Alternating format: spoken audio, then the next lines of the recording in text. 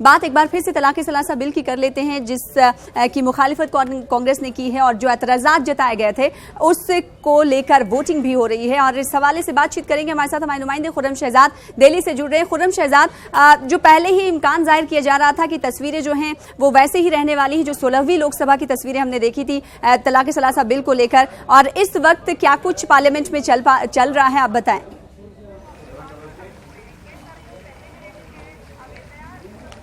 देखिए, पार्लियामेंट में बहस इसको लेकर के पूरी तरह होगी, लेकिन अभी फिलहाल जो है वोटिंग की बात हो रही है। हाँ। बिल इंट्रोड्यूस हो गया था रविशंकर प्रसाद के, और ये 100 वोट से एक बार हुआ, क्योंकि जिस तरह से इस पर ऑब्जेक्शन किया गया था कि बिल इंट्रोड्यूस नहीं किया जा सकता, इसमें कई टेक्निकल बातें भी बताई गई, और ख़ासतौर से कांग्रेस की तरफ से जो शशि थरूर है उन्होंने साफ तौर पर यह कहा कि बिल में किसी तरह का कोई तब्दीली नहीं की गई, कोई बदलाव नहीं किया गया, इसलिए इस बिल को उसी तरीके से नहीं लाया जा सकता, क्योंकि पिछली जो लोकसभा थी 16वीं लोकसभा, उसमें राज्यसभा में जाकर के ये बिल अटक गया था। इसके साथ साथ इसमें जो है तफरीक की भी बात की गई कि इसमें जो है कई तरह की बातें हैं कि अगर कोई हिंदू तलाक देता है तो उसको 1 साल की सज़ा है, तो मुसलमान अगर तलाक देगा तो उसको 3 साल की सज़ा।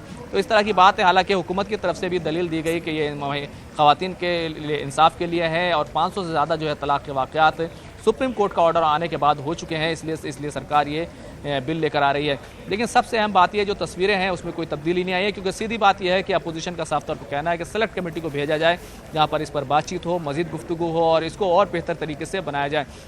क्योंकि सीधी बात यह है कि जिस तरह से अपोजिशन है वो सीधे तौर पर तो ट्रिपल तलाक बिल की मुखालफत नहीं कर रहा है, बल्कि उसका कहना है कि बेहतर बिल आना चाहिए, इसको लेकर के बात हो रही है। और सुबह हमने देखा था कि मरकजी वजीर मुख्तार अब्बास नकवी ने आप न्यूज़ 18 से बातचीत की थी, आपने उनसे बातचीत की, उन्होंने कहा कि जो तरमीमात के लिए बातें कही गई थी वो इस बिल में कर ली गई हैं।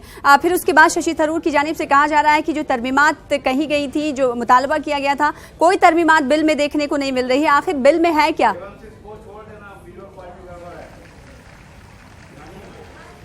देखिए, बिल में सीधे तौर पर जो सरकार ने इस्लाहात की, उसमें जो बदलाव किया वो सिर्फ ये किया था, क्योंकि बहुत सारे सजेशन आए थे जिसमें लोकसभा में वोटिंग हुई थी, राज्यसभा में उस पर बात हुई थी, बहस हुई थी लोकसभा में, राज्यसभा में भी इस पर बहस हुई। लेकिन जो बात यह है कि उसमें तब्दीली जो की गई वो सिर्फ ये तब्दीली की गई, पहले शोहर को सीधे तौर पर गैर जमानत थोड़े से वक्त के लिए रोकना चाहेंगे और लोकसभा की तस्वीरें दिखाएंगे जहाँ पर वोटिंग इस वक्त चल रही है।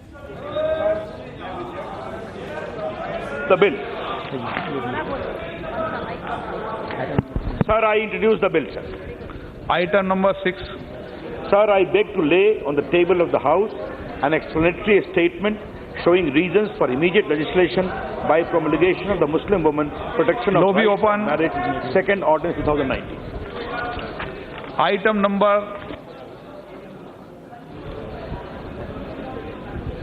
7. Sir, on behalf of my colleagues, Shri Shripad Yesso नायक सभा की जहां पर हंगामाराई भी जारी है, और इस बिल कुछ देर पहले बिल पेश किया गया और वोटिंग भी हुई। अब खुर्रम शहजाद, लगातार हम बात कर रहे हैं कि अब तलाक सलासा बिल को लेकर जिस तरीके से पेश किया गया और हंगामाराई हुई, लगातार अपोजिशन की जानिब से एतराज जताया जा रहा है, सेलेक्ट कमेटी के पास भेजने की बात कही जा रही है। आज सिर्फ पेश किया गया है, ना फिर बहस हो रही है और ना ही आगे की कार्रवाई इस ताल्लुक से हो रही है। आगे आने वाले दिनों में क्या कुछ देखने को मिल सकता है? देखिए, ये बिल जो कि आज पेश किया गया है, हालांकि हमने देखा कि अपोजिशन हो या हुकूमत हो, दोनों के तरकश में एक ही तीर था कि ख़वातीन के साथ जो है इंसाफ होना चाहिए, यही तीर था। हालांकि अपोजिशन का कहना था कि ये बिल ख़वातीन के ख़िलाफ़ है, इसमें तफरीक बरती गई है, बराबरी और मसावत की बात होनी चाहिए। ये हवाला दिया गया आर्टिकल 14 और आर्टिकल 15 के, किसी भी मसले में जो है वो तफरीक नहीं की जा सकती, गैर मसावी का रवैया नहीं अपनाया जा सकता, इस तमाम मज़ाहिब के लिए बिल आना चाहिए, इस तरह की बात की गई। जबकि वज़ीर क़ानून रविशंकर प्रसाद ने भी जो है आर्टिकल 15 का हवाला देते हुए यही कहा कि ख़वातीन और बच्चों के साथ किसी तरह के तफरीक नहीं होनी चाहिए, किसी तरह की कोई दिक्कत नहीं होनी चाहिए, उन्हें उनके साथ बराबरी का सलूक होना चाहिए, उनको घरों से 3 तलाक के जरिए नहीं निकाला जा सकता। तो बहरहाल दोनों के तरकश में मसावत का तीर है और अपने अपने तरीके से उसको डिफाइन कर रहे हैं। रविशंकर प्रसाद ने तो यहाँ तक कहा कि इसको अदालत ना बनाया जाए। लेकिन जिस तरह की तस्वीरें हैं उसमें साफ है कि ये हालात जो है इसमें कुछ ज़्यादा तब्दीली आने वाली नहीं है कि लोकसभा में ये बिल पास हो जाएगा, क्योंकि फुल मेजॉरिटी, फुल अक्सरियत जो है वो सरकार के पास है, एनडीए के पास है, बीजेपी के पास है। कुछ बीजेपी के पास भी जो है अक्सरियत मौजूद है अपनी पार्टी के बेस पर, हालांकि जेडीयू ने इसकी मुखालफत करने के लिए कहा है। तो लेकिन ये बिल यहाँ से पास होना तय है। जब भी इस पर बहस होगी, उसके बाद जब वोटिंग होगी तो इसको ये पास हो जाएगा। लेकिन राज्यसभा की अगर बात की जाए तो वहाँ पर अभी भी एनडीए जो है वो 70+ ही में ही है। हाँ। और उसको एक बहुत बड़ी अक्सरियत की जरूरत होगी। और आप हमारे साथ जुड़े रहे, हमारे साथ हमारे नुमाइंदे अनूप भी जुड़ चुके हैं दिल्ली से, जो वोटिंग को लेकर जिस तलाक-ए-सलासा बिल के एतराज पर वोटिंग जारी है, इस हवाले से मजीद बातचीत करेंगे। अनूप, तलाक-ए-सलासा बिल को, ट्रिपल तलाक बिल को लेकर जो एतराजात जताए गए थे उस पर अभी भी वोटिंग जारी है, क्या कुछ इस हवाले से अपडेट, किसका साथ मिला इस बिल को और किसका नहीं?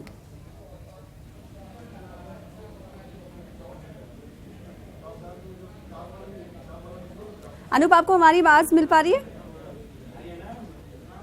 तो अनूप से जुड़ने की कोशिश करेंगे। हमारे नुमाइंदे बिल पर एतराज जताया जा रहा है जिसको लेकर वोटिंग हो रही है लोकसभा से, तस्वीरें भी हम आपको दिखा रहे हैं। और हमारे साथ हमारे नुमाइंदे खुर्रम शहजाद भी लगातार बने हुए हैं, इस इशू को लगातार कवर करते रहे हैं और मुस्लिम जो इंटेलेक्चुअल्स हैं उनसे भी वो बातचीत करते रहे हैं, उनका क्या कुछ सोचना है वो भी ये बता रहे हैं। हालांकि अपोजिशन के एतराजात पर आपको बता दें अपडेट के मुताबिक कि इस वक्त वोटिंग हो रही है। अपोजिशन ने तलाक-ए-सलासा बिल को लेकर कई एतराजात जताए हैं जिस पर वोटिंग हो रही है।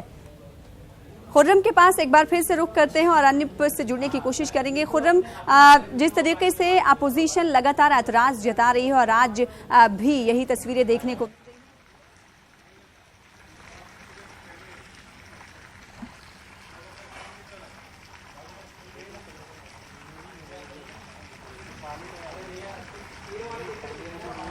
बिहार में है, फिर देहरादून और कई स्थानों पर भी लीची। अचानक हम सब लोगों को बताया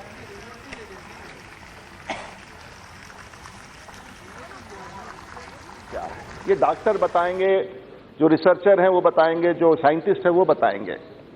लेकिन हजारों वर्षों से लीची का फसल, हमने तो बचपन में कभी लीची खाया तो हम बीमार नहीं पड़े, और अब लीची को आरोपित करना, जो जीआई है, ज्योग्राफिकल इंडिकेशन उसका है, पूरी दुनिया में मुजफ्फरपुर की लीची को माना जाता है और उसका हजारों करोड़ रुपया का एक्सपोर्ट है।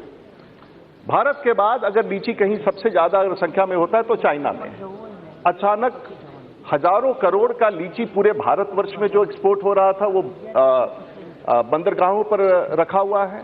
जो जूस बनता था वो लोगों ने पीना बंद कर दिया, और पूरे बिहार में 32,000 हेक्टेयर में लीची का फसल है और लगभग